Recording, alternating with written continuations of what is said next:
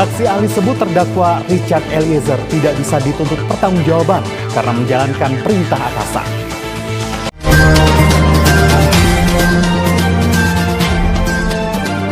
Assalamualaikum warahmatullahi wabarakatuh. Jumpa kembali pemirsa bersama saya Yanti Sutisna dari Garda Berita TV. Persidangan kasus Duren 3 terus bergulir. Saat ini sudah memasuki tahap mendengarkan keterangan ahli. Masing-masing kubu mendatangkan ahli yang meringankan. Kali ini saya akan mengajak Anda untuk mendengarkan mendengar keterangan ahli yang didatangkan oleh terdakwa Barada Eliezer atau Baradae. Apa pendapat ahli tentang peran Baradae dalam kasus yang menewaskan Brigadir Joshua ini? Mari sama-sama kita ikuti persidangan ini. Sidang pembunuhan berencana Brigadir Nofriansyah Yosua Huta Barat atau Brigadir J masih terus berlanjut dengan agenda mendengarkan saksi ahli meringankan terdakwa Richard Eliezer. Kuasa hukum Richard Eliezer mendatangkan ahli pidana dari salah satu tim pengacara RKUHP dan sekaligus juru bicara RKUHP. Dalam persidangan saksi ahli, kuasa hukum Richard Eliezer menganggap saksi ahli memberikan pernyataan dan tanggapan yang sesuai kepada jaksa penuntut umum sehingga perkara semakin terang. Kami sangat bersyukur ya, persidangan hari ini berjalan dengan sangat baik. Ahli kami ajukan tapi sangat objektif dalam menyampaikan pendapatnya. Apa yang ditanya oleh jaksa penuntut umum dapat dijawab dengan sangat baik oleh ahli. Dan kami melihat bahwa perkara ini makin hari makin terang karena kesaksian, pembuktian, dan juga ahli-ahli yang dihadirkan. Bukan hanya ahli dari kami, termasuk ahli dari jaksa penuntut umum pun inline apa yang disampaikan terkait permasalahan ini. Yang menyuruh melakukan Don Plegen itu pun oleh ahli yang dihadirkan oleh JPU itu confirm dengan apa yang ahli kami sampaikan. Karena itu kita tetap berjuang, berusaha secara profesional dan kita mendoakan hasil yang terbaik buat Richard. Kuasa hukum Richard Eliezer menganggap dari hasil pemeriksaan saksi ahli yang mereka hadirkan makin memperkuat bahwa fakta terdakwa Richard Eliezer yang menjadi alat pembunuhan berencana tidak dapat dituntut pertanggungjawaban. Dalam hal ini, baik ahli yang diajukan oleh JPU maupun ahli kita tadi membuat clear bahwa dalam konteks ini Richard Eliezer adalah tools atau alat dan karena itu dia tidak dapat dituntut pertanggungjawaban pidana. Ini jelas sekali dari berbagai teori, bahkan kemarin ketika ahli yang diajukan oleh pihak FS pun menyatakan bahwa Don Plegen seperti pasal 55 itu orang yang menyuruh melakukan dialah yang bertanggung jawab. Sedangkan yang disuruh melakukan tidak dapat dituntut pertanggungjawaban pidana. Saksi ahli meringankan yang dihadirkan pada persidangan pembunuhan berencana Brigadir Nofriansyah Yosua Huta Barat atau Brigadir J ini merupakan saksi ahli keempat untuk terdakwa Richard Eliezer.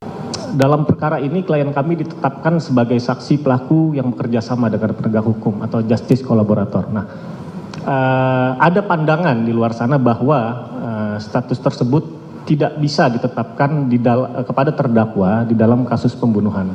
Nah, bagaimana pendapat dari saudara ahli terkait pandangan tersebut? Mohon dijelaskan.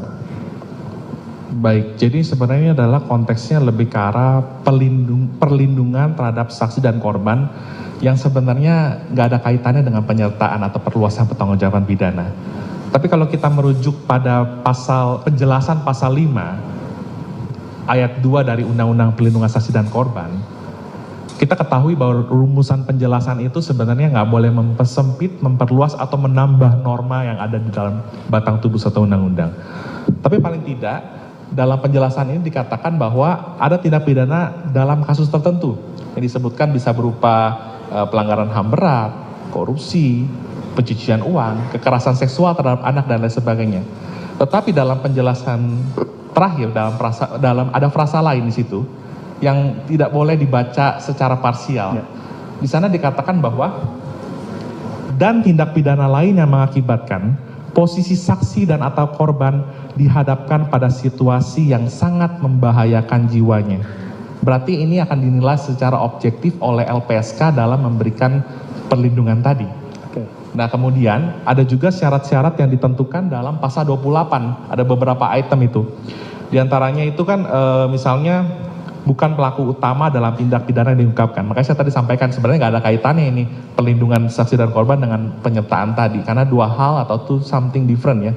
Nah, tapi poin menarik adalah di poin E dikatakan adanya ancaman nyata atau kekhawatiran, hanya kekhawatiran sifatnya subjektif mengenai terjadinya ancaman tekanan fisik atau psikis terhadap saksi pelaku atau keluarganya. Padahal kita tahu ya dalam Delneming tadi tidak ada saksi pelaku. Tapi ini dalam konteks perlindungan, dan 5 item tadi tidak harus selalu dipenuhi secara kumulatif, karena contoh ada poin C mengatakan asetnya nanti dikembalikan dan sebagainya, kan nggak ada kaitannya pembunuhan dengan aset tiba-tiba gitu kan ya, belum tentu ada kaitannya tepatnya gitu. Jadi memang ini adalah dua hal yang berbeda, dan ketika memenuhi persyaratan yang ditentukan dalam pasal 28 dan sesuai dengan tadi penjelasan pasal 5 ayat 2 yang menurut ukuran objektif, perlindungan itu bisa diberikan terhadap seorang yang memang mau mengungkap suatu kejahatan. Dan boleh saya tambahkan sedikit lagi, sebenarnya definisi mengenai kejahatan serius juga ini kan ada bisa berbeda-beda ya, tetapi gini,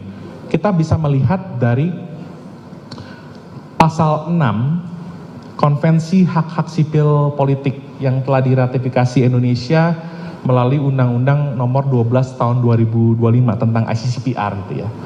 Jadi di pasal 6 ayat 1 itu dikatakan gini, di negara-negara yang belum menghapuskan hukuman mati, maka hukuman mati hanya dapat dijatuhkan terhadap beberapa kejahatan yang paling serius, the most serious crime, yang berlaku pada saat dilakukan kejahatan tersebut dan tidak bertentangan dengan Covenant atau Konvensi tentang Kejahatan Genosida. Nah kalau kita merujuk pada penjelasan pasal 67 KUP baru, itu di breakdown tuh, ada terorisme, ada segala macam gitu ya. Nah salah satunya karena ini berkaitan dengan pidana mati. Kalau kita lihat pasal 340 itu adalah diancamkan juga dengan pidana mati. Yang jadi pertanyaan, kurang serius apa tindak pidana pembunuhan berencana atau premeditated murder tadi? Demikian. Baik, terima kasih Saudara ahli. Kemudian terkait saksi pelaku yang bekerja sama dengan penegak hukum tadi Saudara ahli, bagaimana kaitannya dengan penyertaan?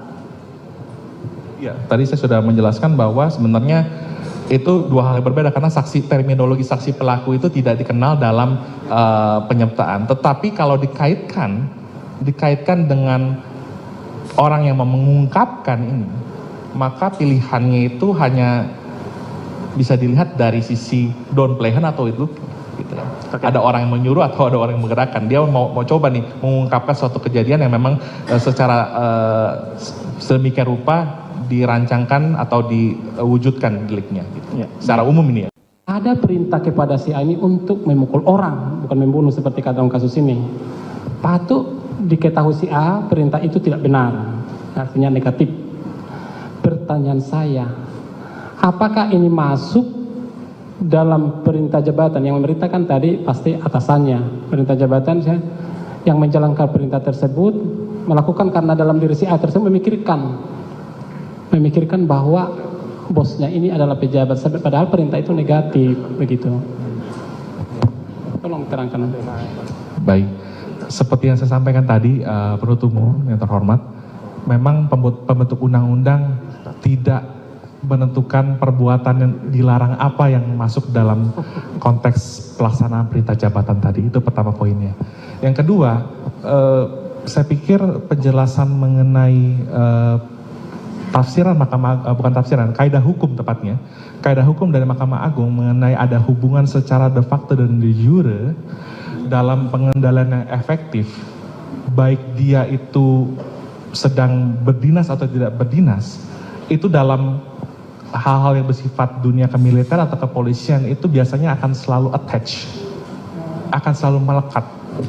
Misalnya ADCAM ya, ADC ya, ajudan dan sebagainya atau apapun juga, saya nggak ngerti dia ajudan atau profesi yang lain, tapi kurang lebih itu menunjukkan adanya suatu hubungan baik secara de facto atau de jure. De jure itu pada saat kedinasan, de facto itu dalam keadaan sehari-hari. Kurang lebih demikian menurut umum. Terima kasih.